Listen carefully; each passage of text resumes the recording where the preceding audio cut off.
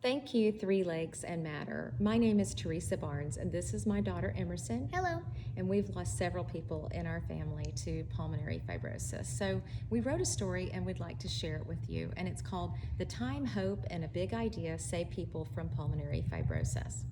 Once upon a time, there was a mean, ugly disease called pulmonary fibrosis. It scared the people and made many people sick by scarring their lungs, made them cough, and it made it hard for them to breathe.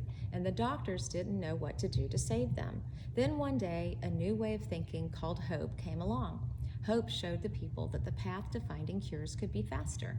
And people realized that they could be part of the solution. So they started telling everyone they knew about this thing called hope.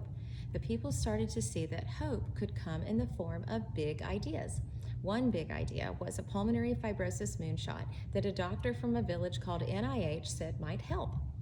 Then all of a sudden, this horrible big bad disease called COVID-19 came along, and it caused people to cough and made it really hard for them to breathe, much like pulmonary fibrosis.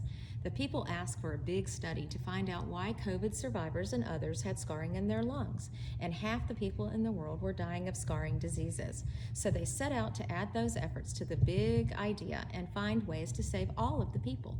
They also discovered that cute little animals, including dogs and cats, had scarred lungs.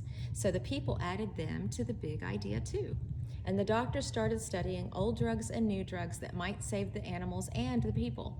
And finally, one day, because of the people's hope and this big idea, much progress was made sooner than anyone believed it could.